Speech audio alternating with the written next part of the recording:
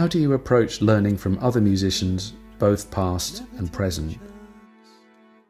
So maybe it's about going back to an artist's catalogue, whoever they may be, and being able to find different things every time you hear the records.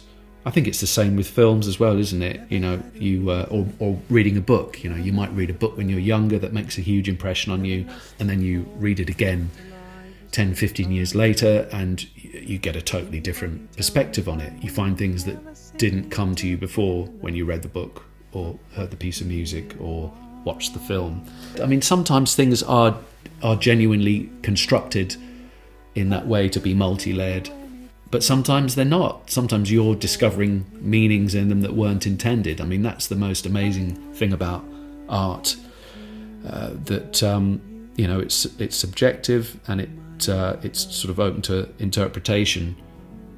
You know, I know if somebody asks me, well, what does that song that you've written, what does it mean? You know, what are you trying to say in that? I think most of the time for me, I'm not really thinking about it in that way. I'm not trying to construct it in that way. It's kind of just coming out, and I'm just letting it come out. Sometimes I'll write lyrics and think, oh, I could work harder on that line. Am I really getting across? You know, is it making sense? Is it grammatically correct? But then years later, I'll listen to the same song and go, no, that's fine. I hear another meaning in it that I didn't even think about when I was writing it. So that's the beauty of it, and I quite like that. I like the fact that it depends on your own brain and the lens that you're discovering the art through. Does that make sense? I don't know. Who cares? What do you hope listeners take away from your music? I definitely hope they get something from it, that it puts them in a place that they enjoy being in, almost like watching a film. You know, when you get to know the characters in a film, and you're sad when the film's over because you've enjoyed spending time with them. I kind of like the idea of that people will listen to the records I've made and like being in that place. What is the most rewarding aspect of sharing your music with the world? For me, just a simple comment saying, that they enjoyed the album, that maybe it meant something to them on some level. That's enough, and that means the world to me. It doesn't have to be a big deal. That's not what I'm looking for. It's not why I do it. Why do I do it? I guess I do it because it's in me, because it just, I can't stop it, and I enjoy it. I enjoy writing songs, and I enjoy the recording process.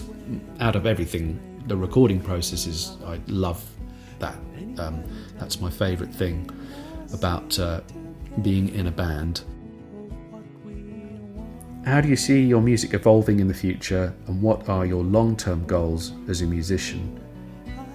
I definitely want to see things change, and on the new stuff I'm currently working on. I've been working on a new record for the last sort of, I guess, probably started a few years ago now with, there's always ideas going.